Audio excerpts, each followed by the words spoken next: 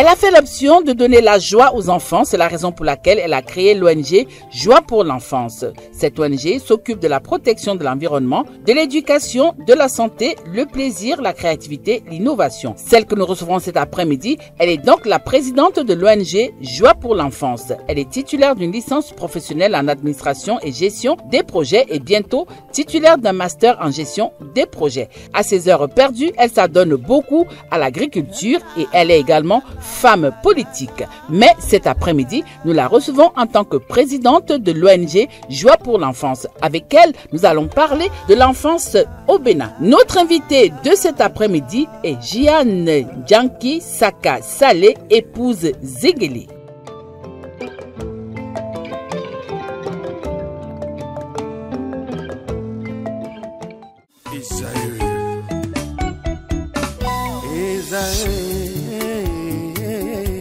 Vous recherchez une école de référence pour une double formation universitaire et professionnelle de qualité? Voici l'opportunité à ne pas rater. L'École supérieure d'administration, d'économie, de journalisme et des métiers de l'audiovisuel ESAE vous offre des programmes d'enseignement en licence et en master orientés vers l'emploi qui font d'elle une référence à travers les filières de l'administration générale et territoriale, l'administration du travail et de la sécurité sociale, droit, diplomatie et relations internationales, administration hospitalière, universitaire et intendance, journalisme et métiers de l'audiovisuel et toutes les filières des sciences de gestion. Une seule adresse, www.esae.bj.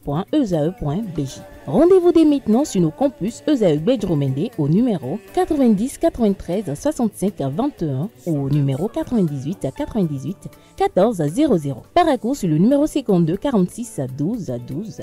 Aboumé-Calavi au numéro 52 88 44 44. Akpata au numéro 52 88 33 33. ESAE, l'excellence à un nom.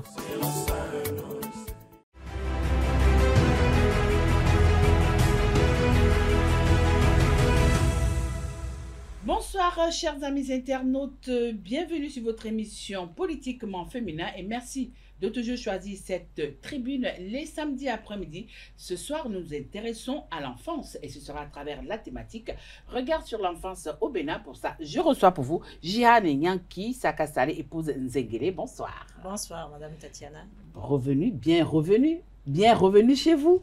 Naturellement. Alors, c'est toujours un plaisir d'être sur vos plateaux. Alors, c'est toujours un plaisir aussi pour nous de vous avoir pour pouvoir parler des problèmes sociétaux de notre société et parler également de la politique. Mais cet après-midi, nous ne parlerons pas de politique. Nous allons nous intéresser au regard sur l'enfance au Bénin, comme je l'ai dit tout à l'heure. On vous connaît sur une autre casquette, mais là, cet après-midi, on vous découvre maintenant sur une autre, celle de Mère Poule. Alors, dites-nous un peu.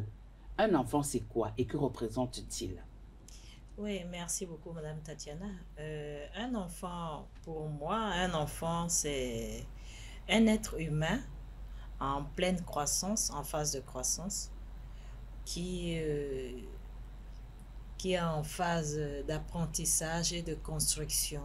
Donc, il représente en fait le socle de la nation. Voilà pourquoi je me suis toujours attardée sur ce qui concerne l'enfant. Alors, vous êtes attardé sur ce qui concerne l'enfant. Est-il facile d'être un enfant au Bénin? Je dirais non. Pourquoi? Non. Pourquoi je dirais non? Parce que être enfant au Bénin, l'enfant fait face à plusieurs défis. Défis, quand je parle de défis, je fais allusion aux difficultés d'accès limité à l'éducation de qualité, aux difficultés d'accès aux soins de santé, la malnutrition, la maltraitance, les violences basées sur toutes les formes. Ça ne lui permet pas d'être épanoui comme d'autres enfants sur d'autres cieux. Voilà. Alors justement, quelqu'un qui vous verrait cet après-midi sur ce plateau de Politiquement Féminin va certainement se poser la question que moi aussi je me pose. Jeanne, nous avons quand même eu une enfance, pas comme ces enfants qui errent dans la rue, a quand même une enfance aisée, mais qu'est-ce qui vous a poussé à vous pencher vers le bien-être des enfants?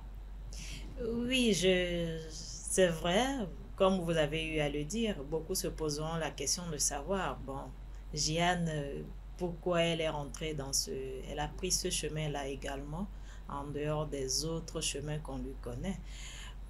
En fait, j'ai été victime d'une anecdote que je ne voudrais pas partager sur les antennes ici, qui m'a fait prendre la résolution de ne plus faire pleurer un enfant, qui plus est, dans quelque situation que ce soit, parce que, bon, pour moi, je me dis, quand vous avez un enfant, l'enfant est gage d'innocence, de créativité et de potentiel. Parce que quand on ne laisse pas un enfant s'exprimer librement, on n'a pas souvent la possibilité de savoir, de connaître les potentiels et les créativités qui peuvent ressortir de cet enfant-là.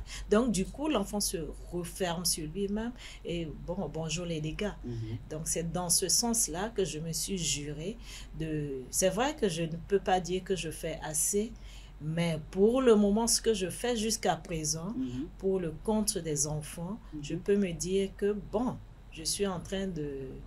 J'essaye quand même d'apporter la joie, le sourire aux enfants orphelins, vulnérables, dans nos localités, que ce soit rurales et urbaines. Alors, est-ce que c'est facile de pouvoir évoluer dans ce milieu-là, ce milieu pour l'enfance, pour rendre la joie à ces enfants qui sont vulnérables dans notre société? Ouais, ce milieu, c'est... Quand vous vous donnez par passion et par instinct, vous avez une autre connotation de la chose. Mais quand vous le prenez de façon politique, de façon financière, parce qu'il y a d'autres structures qui le prennent de façon financière, qui ont un but financier qu'ils retrouvent à la fin. Il y a d'autres qui le prennent de façon politique parce qu'ils veulent atteindre des objectifs. Mais quand on le regarde d'une manière, l'essentiel, c'est qu'une fois que les deux soient combinés, l'essentiel, c'est qu'on arrive à insuffler un mieux-être, améliorer au moins les conditions de vie de ces enfants-là. Parce qu'on a l'habitude de dire que quand on a un pays, pour avoir un pays fort, on ne peut pas avoir un pays fort sans pour autant oublier de protéger et d'éduquer ses enfants. Donc c'est dans ce sens-là, parce que quand vous n'avez pas la possibilité de donner le sourire, de donner la joie, d'aider les enfants du point de vue scolaire, santé, loisirs, touristique. Bon, il y a ce bagage-là que vous n'arrivez pas à sortir des enfants qui puissent leur permettre de montrer de quoi ils sont capables. Parce que j'ai souvent l'habitude de dire dans mes sensibilisations et autres,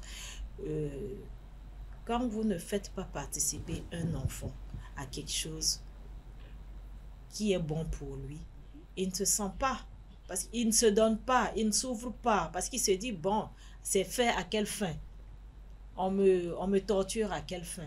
Sans savoir qu'en réalité, c'est pour son besoin, c'est pour son avenir. Donc, étant donné déjà que quand on dit que investir sur un enfant, c'est investir sur une nation, donc forcément, en investissant sur un enfant, en mettant le paquet maximum sur un enfant, on arrive quand même à avoir une nation plus épanouie, à avoir des familles plus radieuses, l'amour s'installe, il y a moins de violence, il y a moins de brimades, parce que il y a des appréhensions où nous arrivons, par exemple, le fait que l'enfant soit victimisé, soit violenté. À la longue, il se dit dans sa tête que, bon, pour vivre heureux, pour vivre bien dans la société, il faut brimer aussi. Alors que pour la vie d'un être humain, on n'a pas besoin de brimade, qui plus est les enfants, parce que les enfants sont des âmes innocentes. Je pèse bien mes mots quand je l'ai dit. Je dis cette connotation-là, je ne l'enlève pas aux enfants, parce que je me dis, c'est des âmes innocentes, parce qu'on dit, qui donne aux enfants, donne à Dieu. Donc, pourquoi ne pas s'investir sur ce canevas-là et aider la population, aider le pays à se développer. C'est vrai qu'on ne peut pas se développer en s'attendant seulement sur les enfants, mais quand vous donnez aux enfants, forcément vous avez des retombées positives. C'est dans ce sens que je me suis mis dans ce sillage-là pour essayer d'apporter quand même ma pierre à l'édifice. C'est vrai, les États, les gouvernants ne peuvent pas toujours le faire. Mais c'est là, nous, en fait, en tant qu'ONG, nous intervenons. Et quand nous intervenons, c'est vrai, beaucoup n'arrivent pas à intervenir de façon...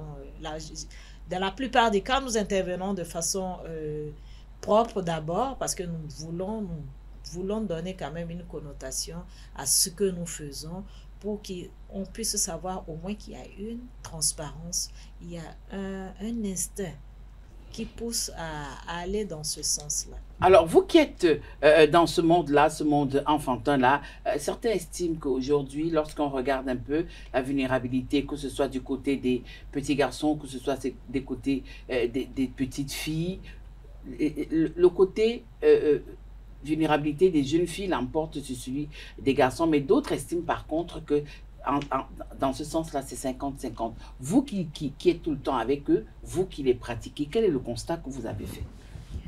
Oui, je dirais même qu'au niveau des filles, c'est plus criard que comparativement aux garçons.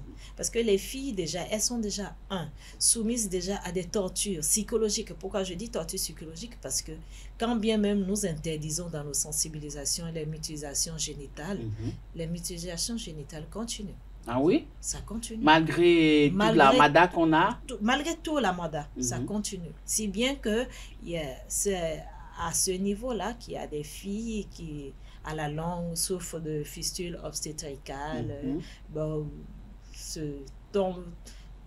certaines qui sont violées. Certaines qui sont violées, parce que bon, le parent, de par sa position sociale, la pauvreté de la famille, ne permet pas aux parents de prendre en charge correctement les filles. Donc, vous voyez, par moment, il y a des filles qui sont mariées de façon précoce, sans savoir que, bon, je n'ai pas encore cet âge-là, mais on m'emmène au mariage parce que... Au subvenir aux besoins de la famille, par exemple. Oui, exactement, exactement. Et c'est ça, en fait, qui fait que nous, dans nos sensibilisations, nous mettons vraiment l'accent sur les filles, puisque nous avons constaté que dans beaucoup de cas, il y a beaucoup de filles qui sont mariées précocement, qui accouchent très tôt et à la longue n'arrivent pas à subvenir aux charges de ces enfants. Oui, mais lorsque vous mettez plus l'accent sur les filles, est-ce que vous ne faites pas du 2 poids 2 mesures? Parce que là, on est en train de parler d'enfance. Parce que même les petits garçons sont aussi exposés à certains vices de la société. On a comme l'impression que on se penche toujours plus vers les filles, et certains estiment que oui, c'est un raccourci pour vous pour pouvoir avoir des fonds, alors que les petits garçons également subissent certains sévices. Pourquoi ce choix de 2 poids 2 mesures? Non. Je dirais pas que c'est un poids de deux poids, deux mesures. Pourquoi je l'ai dit? Parce que le petit garçon, il a déjà un mental assez fort, qu'on lui inculque déjà dès le bas âge.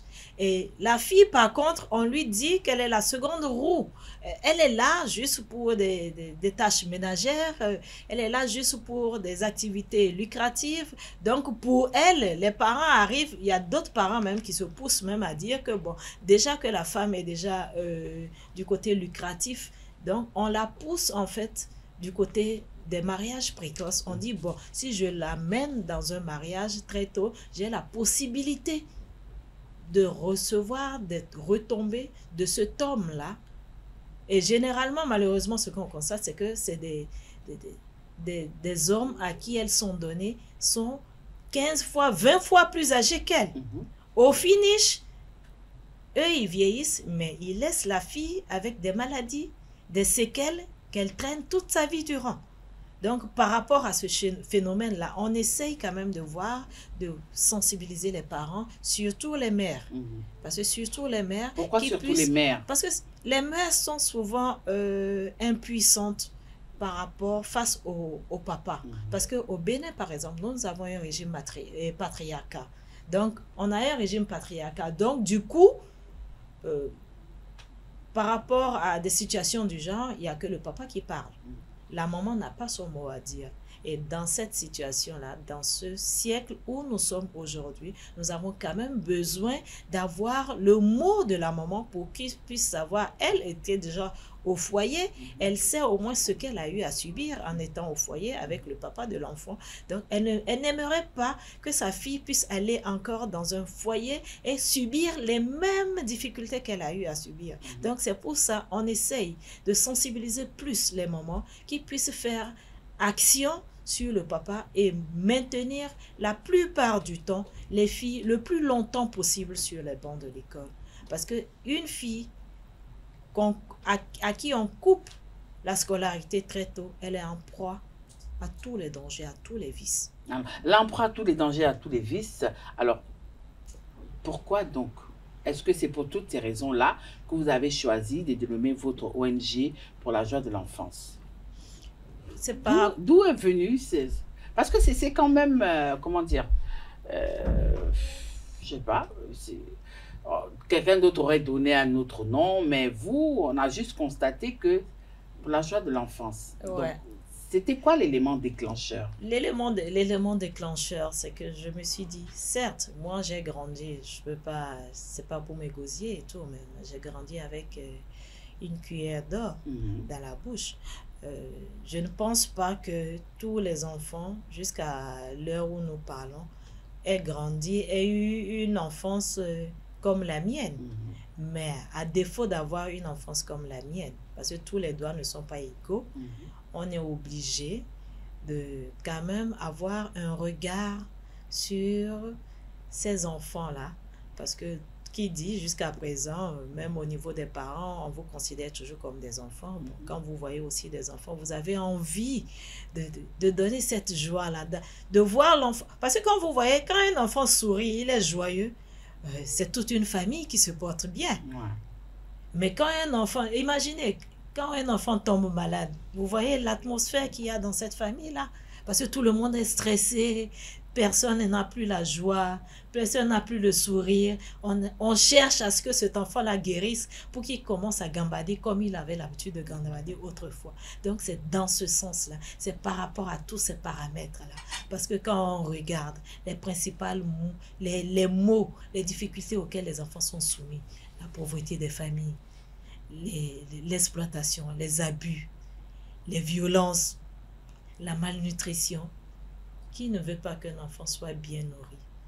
C'est vrai, les parents peut-être n'ont pas les moyens, mais quand même avec les structures qui en a pas de part et autre, on peut quand même aider quand même ces parents-là à donner quand même la joie aux enfants. Parce que les enfants, déjà, quand ils sont joyeux, ça permet à la maman, ça permet aux parents de vaquer à d'autres occupations. Mais déjà, quand l'enfant n'est pas joyeux, vous-même, même quand vous êtes au boulot, vous êtes dans vos marchés, vous n'êtes pas à l'aise parce que,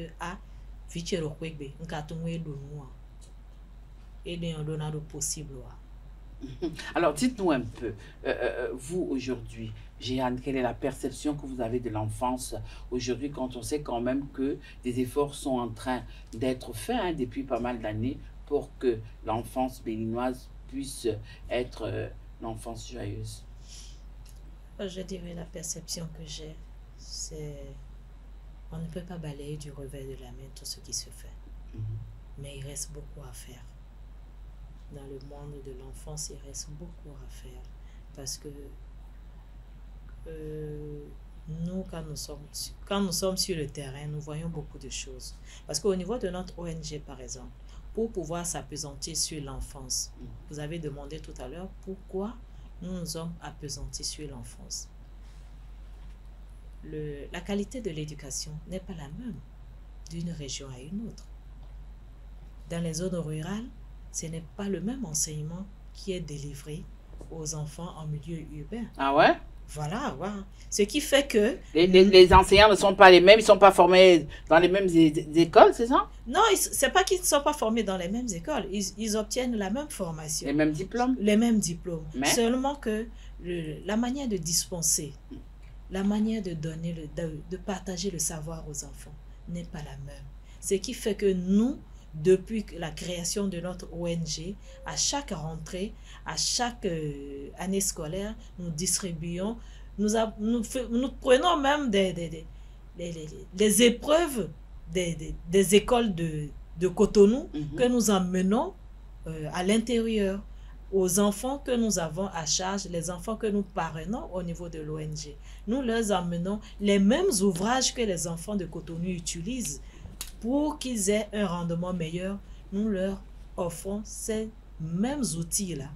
Nous essayons de les mettre au même pied d'égalité que les enfants des villes urbaines. Et je pense que jusqu'à présent, nous n'avons pas failli parce que tous les enfants que nous avons à charge jusqu'à présent excellent Alors justement, quand vous dites, vous prenez les épreuves de Cotonou pour amener à l'intérieur du pays, tout porte à croire qu'il y a deux Bénin. C'est-à-dire que ceux de Cotonou reçoivent une autre éducation et ceux qui sont à l'intérieur du pays reçoivent une autre éducation. Alors on veut comprendre, pourquoi est-ce que vous avez fait cette remarque-là? Quel a été votre élément déclencheur? L'élément déclencheur, parce que j'ai compris, parce que moi-même d'abord, j'arrive de temps en temps à enseigner des enfants, je pense de la maternelle jusqu'en terminale, parce que j'essaye de voir. Et quand je pose des questions aux enfants de ces différentes classes-là, je vois la manière dont ils répondent. Et la manière dont ils répondent, ça ne me satisfait pas. Et c'est par rapport à ça, j'ai dit, mais tiens, vous avez la connaissance, oui, mais vous ne répondez pas comme les enfants de Cotonou répondent. C'est une question de méthodologie, voilà, c'est ça? C'est une question de méthodologie en fait. Et c'est par rapport à ça que nous avons signé pas mal de partenariats avec beaucoup d'écoles de Cotonou qui vraiment au début étaient réticents par rapport aux épreuves qu'on leur demandait avec les corrigés types. Mais par la suite, ils ont vu, eux-mêmes par moment, c'est eux-mêmes par moment qui nous appellent. Ah, la fin de l'année est là. Qu'est-ce que nous avons eu toute cette année? Voilà les épreuves que nous avons eues avec les corrigés types. Nous vous les donnons en photocopie pour que vous ameniez. Et on essaye, parfois sous des arbres à palabres, on rassemble des enfants du CI au C1, du C2 au CM1. Nous prenons uniquement les enfants du CM2 où nous leur faisons des jeux avec les leçons qu'ils ont en classe.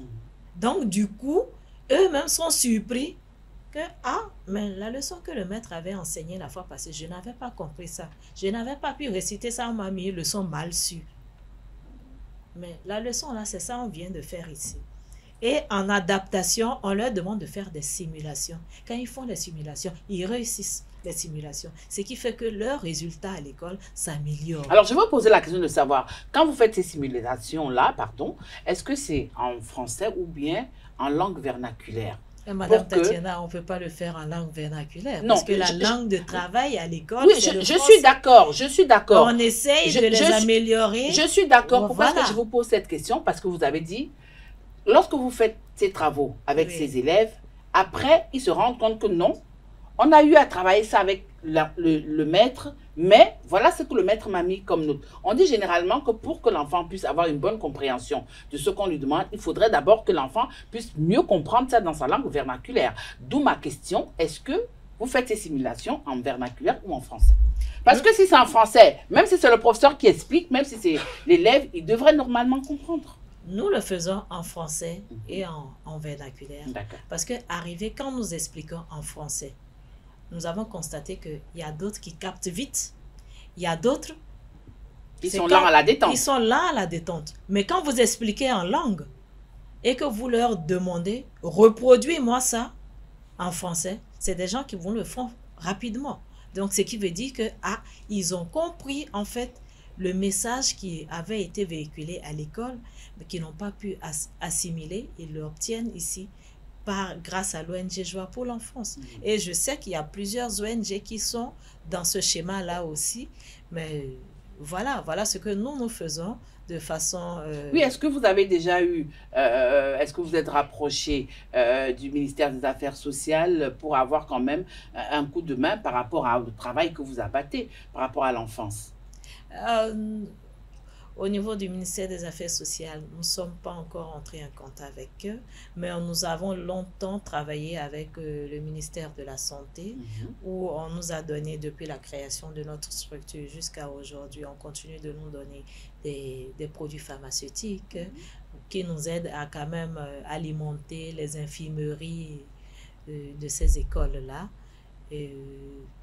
Par moment aussi, nous faisons aussi des visites à domicile où nous sensibilisons les parents sur la santé des enfants. Parce qu'un enfant qui n'est pas bien portant ne peut pas aller à l'école, ne peut pas avoir un rendement. Donc, nous faisons quand même cette sensibilisation-là et nous essayons de sensibiliser les parents. Par moment, nous distribuons aussi des moustiquaires et nous demandons à ce que les mères d'enfants, les gardiennes d'enfants, les tutrices, les tuteurs puissent avoir quand même un œil regardant sur les enfants, parce qu'un enfant qui est allé à l'école est en proie à beaucoup de choses. Donc, il faut effectivement éviter certaines choses. Et c'est là, nous saluons également les efforts consentis par l'entrée des cantines scolaires qui permettent quand même de donner des repas chauds aux enfants. C'est vrai que ce n'est pas encore ça, mais on ne peut pas dire que rien n'est fait. Nous allons revenir, nous allons parler de cantine scolaire tout à l'heure. Alors, vous qui êtes au cœur de l'enfance, vous qui êtes tout le temps avec cette couche de la société, pourquoi vos actions sont plus axées vers le nord? Parce que on a quand même, nous aussi, de notre côté, on a fait nos investigations. On veut comprendre. Une ONG qui fait un si bon travail, mais on se rend compte que vous êtes plus axé du côté du Nord Bénin. Moi, ma question, c'est de savoir, est-ce qu'il y a deux Bénin? Est-ce qu'il y a un Bénin du Nord et un Bénin du Sud? Pourquoi vos actions ne sont pas aussi concentrées au niveau du Sud? Non, Madame Tatiana. Moi, c'est ce que j'ai dit, c'est ce que j'ai vu dans les investigations que je suis en train de partager avec les téléspectateurs. Vous devez dire que c'est pas vrai. Non, Madame Tatiana, vous faites fausse route. Bon, alors, allons-y. Nous avons commencé par le Nord parce que nous avons trouvé que le Nord est très loin. C'est extrêmement loin. Ne va pas au Nord qui veut, mais qui peut. Parce que c'est toute une journée. Pour aller au nord, c'est toute une journée. Mais c'est toujours le Bénin quand même. Oui, c'est le Bénin. C'est vrai, c'est beau, la vie est belle et tout, mais nous avons constaté que là-bas, il y a une grande disparité par rapport à la vie urbaine. Nous avons constaté que... Le nord aussi est urbain. Oui, je n'en disconviens pas. Mais... Plus dans les milieux ruraux, nous avons constaté qu'il y a une disparité parce que là-bas, on a des difficultés. Nous avons généralement l'habitude de constater qu'il y a des difficultés du point de vue accès aux soins de santé, l'éducation de qualité, des infrastructures adaptées qui manquent pour l'épanouissement des enfants et tout. Et imaginez que nous, quand nous amenons des jouets à la fin de l'année pour la Noël et autres, la joie que ça fait pour les enfants d'abord et qui plus est pour les parents. Parce que se disent, bon, nous ne donnons rien à cette ONG-là, mais chaque année, que ce soit à la Noël, que ce soit à la rentrée, cette ONG revient toujours à nous, revient toujours aux enfants, se mettent à...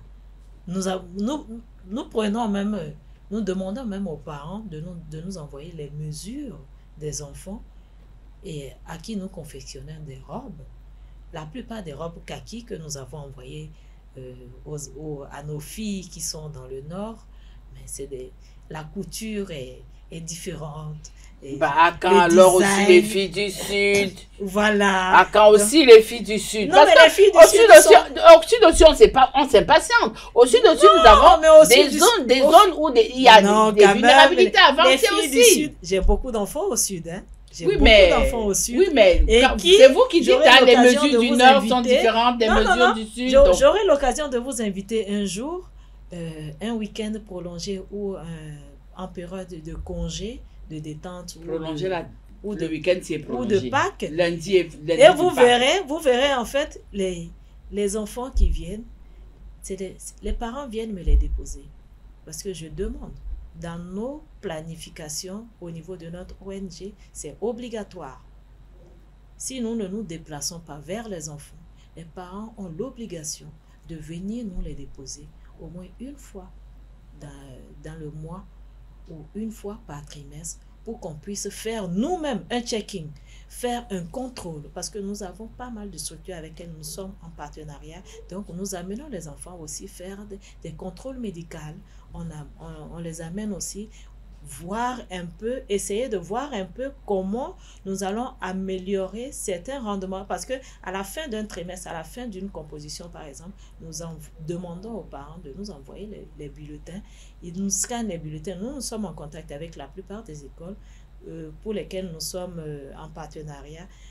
Nous allons aussi au niveau des écoles pour voir le travail des enfants. Parce qu'il ne sait pas de suivre un enfant et de ne pas suivre la scolarité des enfants.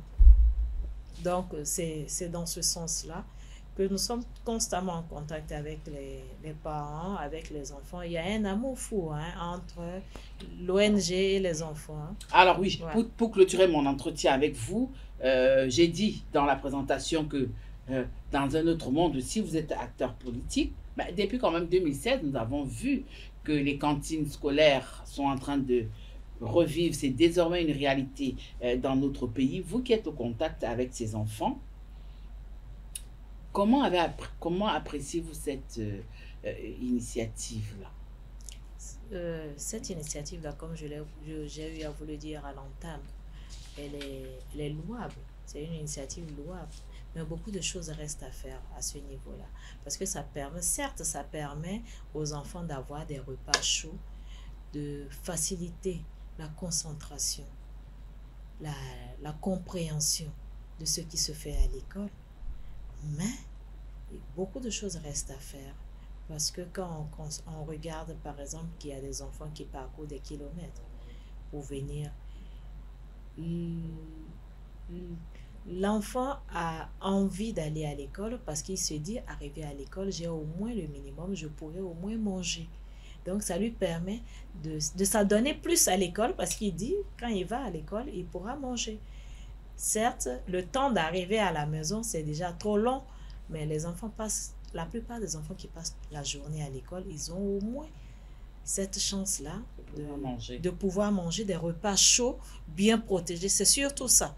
Parce qu'un repas qui n'est pas protégé est enclin à des maladies diarrhéiques, pas mal de maladies qui causent des gaffes dans l'organisme des enfants. Voilà, chers amis internautes, l'entretien c'est fini avec moi. Le moment de dépêcher l'agneau Pascal est arrivé. C'est à ce moment-là que je fais entrer le loup et la louve, Carles et Billy.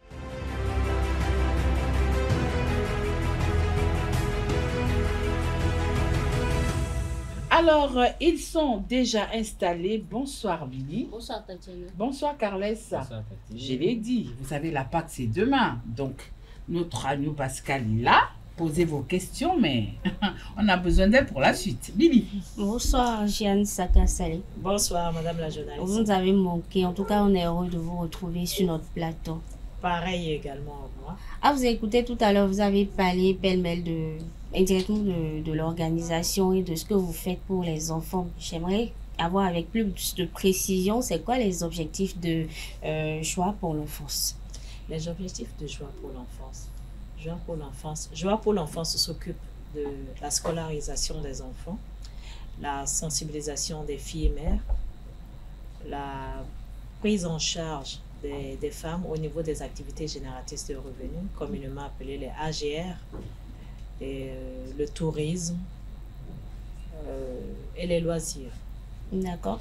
À part ça, j'aimerais quand même savoir quel type d'enfants recevez-vous précisément, avec quel type d'enfants travaillez-vous précisément. Vous avez parlé entre autres d'orphelins, d'enfants non scolarisés et tout, mais c'est quoi les vraies catégories avec lesquelles vous travaillez, que vous impactez directement?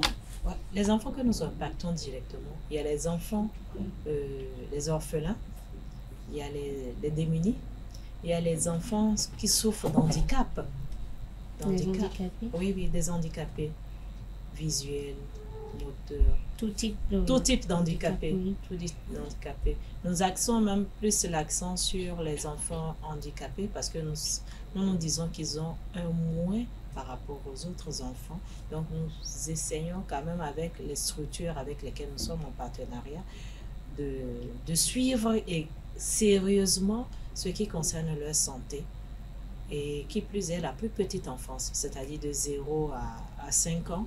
Nous mettons un accent particulier sur la santé à ce niveau-là parce que nous veillons à ce que les parents puissent respecter le carnet vaccinal parce que quand vous ratez cette tranche d'âge-là, vous ratez la vaccination exigée à chaque type d'âge. À la longue, l'enfant, c'est des maladies à n'en point finir. Donc, nous mettons vraiment l'accent sur la santé et l'éducation des enfants. Je passe la parole à Carles et je vous reviens.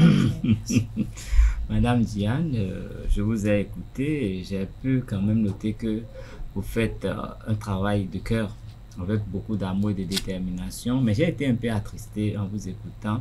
Vous voulez la joie des enfants, vous vous intéressez aux enfants, mais est-ce que vous vous rendez compte que le véritable problème, ce n'est pas les enfants? Les enfants ne font que véhiculer ce qu'on a injecté en eux, ce que les parents ont mis en eux. Et quand on parle de mariage précoce, c'est des mamans, hein, c'est les femmes même qui sont les gardiennes du temple. Hein. On parle de décision, c'est les femmes qui gèrent.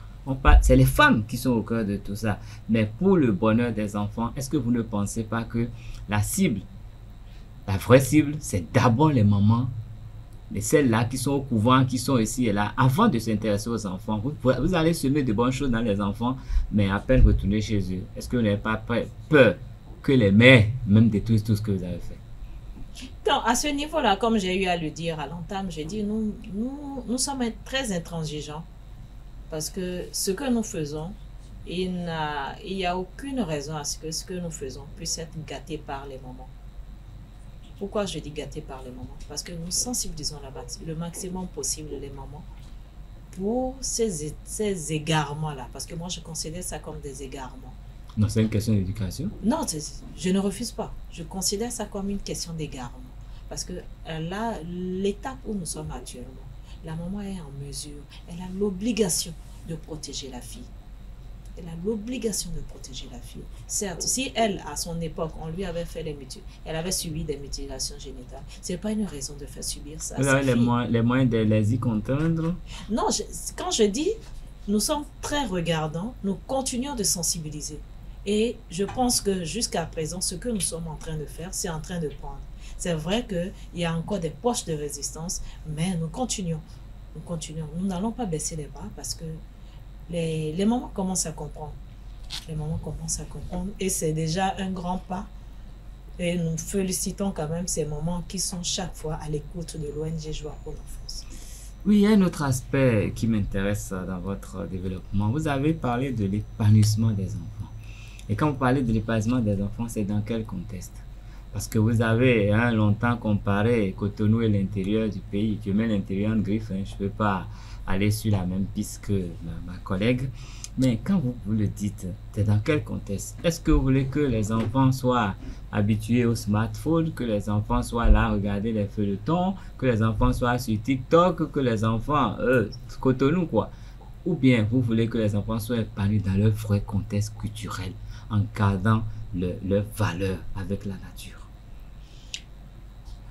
Quand vous parlez d'épanouissement, quand je fais surtout allusion à l'épanouissement, oui. L'épanouissement ne veut pas dire jeter les enfants dans les smartphones, les feuilletons. Moi, je suis contre même les novellas. Je suis contre les novellas parce que les enfants ont tendance à copier, ignorant que nous ne sommes pas dans le même contexte. Nous avons nos cultures, nous avons nos coutumes. Et quand on dit un épanouissement par rapport à un enfant, l'épanouissement se base sur le côté social, économique et culturel. Culturel parce que ce n'est pas parce que vous allez à l'école qu'il faut mettre à l'écart vos cultures. Moi, je suis Bariba. Je suis Bariba de par le papa, mais de par la maman, je suis Peul. Mais il y a des tenues que je ne pourrais jamais mettre. Vous parlez Bariba? Oui, je parle. Vous parlez Peul également? Je parle Peul. Ah, vous n'êtes pas déraciné? Non, pas du tout. Pas du tout.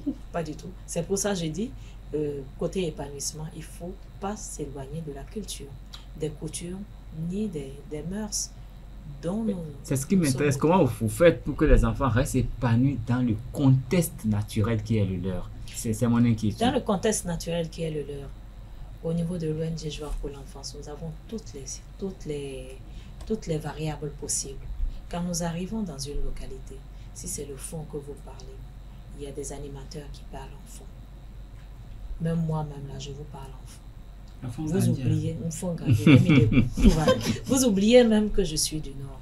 Quand je me retrouve dans une entité où c'est une entité du Nord, la langue qui est parlée dans l'entité. Si je ne peux pas la parler, il y a des animateurs qui s'en chargeront et qui pourront notifier, qui pourront expliquer aux parents ce pourquoi l'ONG est arrivée vers eux et quelles sont les attentes de l'ONG à leur endroit.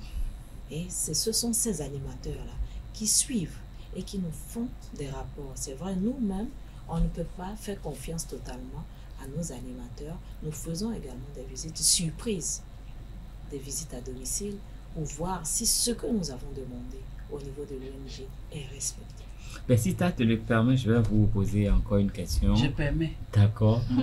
Comment vous aimez les enfants, vous travaillez pour la joie des enfants, mais est-ce que vous avez une part dans la lutte contre les VBJ, les violences basées sur le genre? Oui, une part, oui. Oui, je sensibilise extrêmement sur les violences basées sur le genre. Parce que je me dis,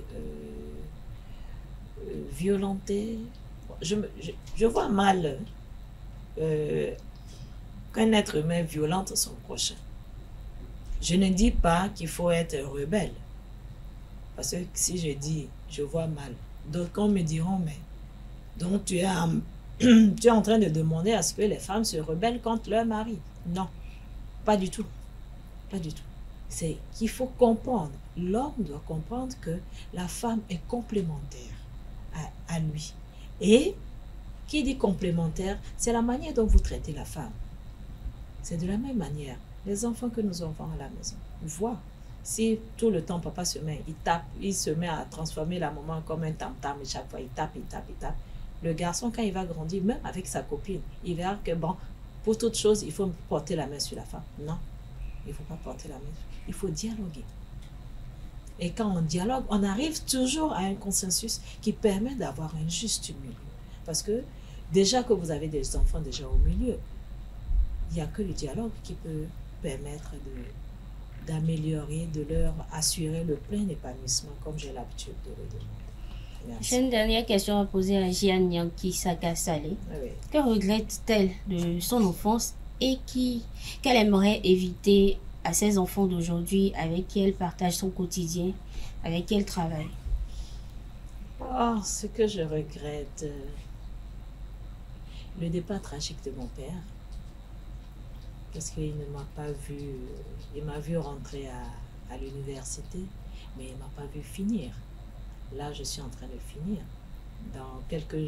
D'ici 2 mois, je vais soutenir le Master 2, mais je ne l'aurai pas à côté de moi pour voir ce que cette petite Gianne-là est devenue aujourd'hui.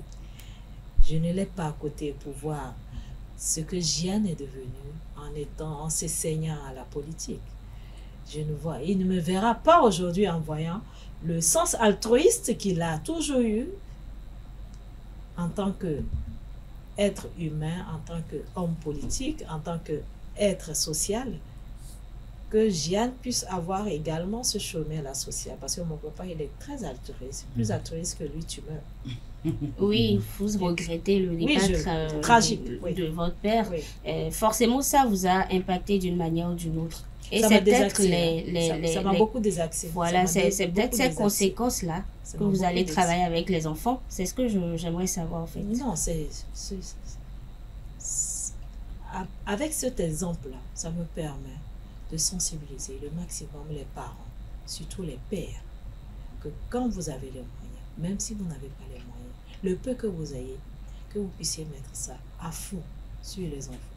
Qu'ils puissent, même si aujourd'hui vous n'êtes plus là, s'il arrivait que vous ne soyez plus là, au moins on verra quand cet enfant-là passera en disant « Ah, c'est vrai, le monsieur n'a pas eu les moyens comme il le souhaitait, mais il a quand même investi sur son enfant. » Parce qu'investir sur un enfant, c'est investir sur une nation. Merci. Merci. Alors, avant de mettre la clé sur le paillasson, avant de passer la parole à Carles pour le résumer, moi j'aimerais quand même vous poser cette question parce que ONG, oui, d'accord, on a vu ce qui est à la tête des ONG dans notre pays sont devenus. Certains estiment aujourd'hui que, parce que je l'ai dit, je reviens dessus, je l'ai dit, hein, que vous êtes également acteur politique. Certains estiment aujourd'hui que vous créez des ONG, oui, mais que c'est des escalators pour pouvoir vite vous retrouver de l'autre côté. Est-ce que c'est le cas de Gia? Non, vous comprenez. Non, on pose nos questions et puis on attend les réponses. Non. Il ne faut pas généraliser. Il ne faut pas généraliser.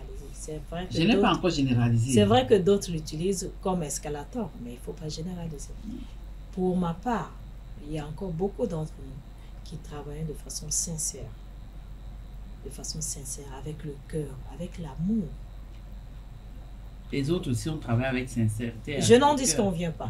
Je n'en dis qu'on vient pas. Mais si une proposition venait, vous allez la rejeter. Proposition en quel sens? De quitter l'ONG pour... Directeur de cabinet, par exemple. Ministre. Non, mais quand vous avez... Moi, mon ONG, je ne l'ai pas créé parce que j'aspire à des ambitions élevées. C'est vrai que l'homme, il n'est pas interdit à l'homme de rêver. Mais, quand je dis l'ONG, c'est l'ONG. Hein. Vous pouvez même... Donc, si vous faites le distinguo, vous savez, oui, j'ai toujours fait le distinguo. Ok. Dans toutes mes activités, j'ai toujours fait le distinguo. Donc, on ne va pas vous retrouver de l'autre côté grâce à l'ONG? Ah non, pas forcément. Non. Pour rien de monde. Pas forcément. Pas forcément. Non, je dis pour rien de monde. Pour rien de monde. Je pèse bien mes mots. Je dis pour rien de monde. Mon ONG ne sera pas un escalator pour moi pour obtenir des promotions ou pour aspirer à des ambitions politiques. Non. Même de façon involontaire, ça peut le faire. Hein? Non. S'il arrivait. Ministre des Affaires sociales. Non, mais s'il arrivait que ça vienne à ce niveau-là, c'est que ceux qui m'auront proposé à ce poste-là ont dû peut-être me suivre sur une longue période. Donc ce sera grâce à l'ONG alors? Non, et je pense, je l'ai toujours dit. J'ai créé mon ONG en 2011. Je pense que toutes les aides, tous les avantages que j'ai eus au niveau de l'ONG, si je devais les concentrer sur ma propre personne, je pense que je serais en train de rouler aujourd'hui en arme. Les gens se demandent, mais pourquoi jusqu'à présent, Jeanne n'a pas une voiture? J'ai dit, ce n'est pas ça.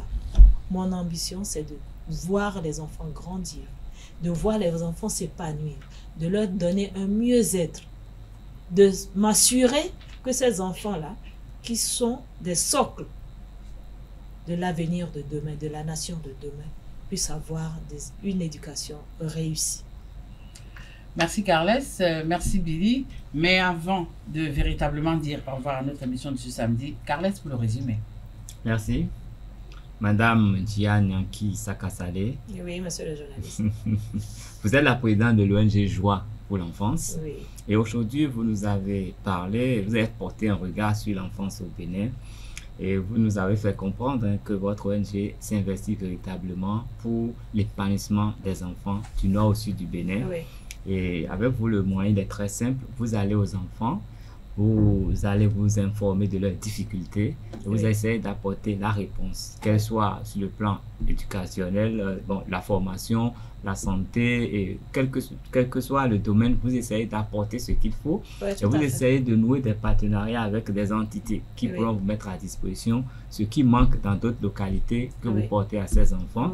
Et vous faites le devoir de faire des contrôles à domicile pour vous assurer que ce que vous êtes en train d'implémenter n'est pas détruit au niveau de la cellule familiale. Oui, tout à fait. Et vous prenez le temps de recevoir les enfants à votre niveau pour essayer de faire un contrôle sanitaire et autres pour accompagner tout ce que vous faites déjà au niveau des écoles. Voilà en quelques mots ce que j'ai retenu de vos propos ce matin. Merci beaucoup. Le rendu est bon? Oui, très bien. Votre mot de fin? Mon mot de fin, je tiens vraiment à remercier Esaü TV qui ne cesse chaque fois de m'inviter quand l'occasion se présente. Vous faites du bon boulot. Ne dormez pas sur vos lauriers. Invitez les femmes, invitez tous ceux qui se disent, toutes les femmes qui se disent actrices de la société civile, qui ont des regards sur les violences basées sur le genre, sur l'enfance. Là, ça vous permet d'avoir une large compréhension de ce qui se fait. Pourquoi pas ne pas ouvrir la Esaü TV pour des visites à l'endroit des enfants. Là, ils pourront connaître, ils pourront savoir ce qui se passe à Esaü TV, comment ça se passe, connaître les journalistes et surtout la jolie Tatiana qui, chaque fois, je sais qu'elle a un cœur d'or en matière de soutien aux enfants, parce que plusieurs fois, nous nous sommes retrouvés à des activités où elle prenait le lead. Je me suis dit, mais tiens, en dehors du journalisme, elle a aussi ce côté mignon là, qu'elle cache à la télé. Et il faut quand même qu'on essaye quand même de faire de ces visites-là, que Esaü TV soit ouvert au public, plus particulièrement aux enfants. D'accord. Aux enfants. Merci. Ben, comme moi je suis un grand enfant, j'espère que la prochaine fois que vous recevez les enfants chez vous, vous allez m'inviter aussi. Ah non, mais chaque fois, c'est un plaisir. Hein. Ma maison est toujours ouverte pour les enfants. Hein. Et je préférerais même que ça soit Esaü TV qui ouvre sa porte aux enfants. Si vous ouvrez la porte aux enfants, les enfants adorent souvent les biscuits, les bonbons et autres. Je vais vous gaver. Ça, c'est Merci. D'accord, merci beaucoup. C'est pas tombé dans les oreilles du sourd. On informera à qui de droit. Voilà, nous sommes arrivés à la fin de notre émission Politiquement Féminin de ce samedi. Regard sur l'enfance. Nous avons reçu pour vous Jihan Djanki Sakasale, épouse Nzengele, avec elle nous avons parlé de tout ce qui tourne autour de l'enfance au Bénin. Le loup et la louve, c'était Carles qui tournait. Merci Carles. Merci Tati. Merci la louve. Merci Tatiana. Merci Jihan. Merci à vous, chers internautes, bon dimanche de Pâques. Merci de nous avoir préférés ce samedi. Retrouvons-nous le samedi prochain pour parler d'un autre sujet. Au revoir, bye bye.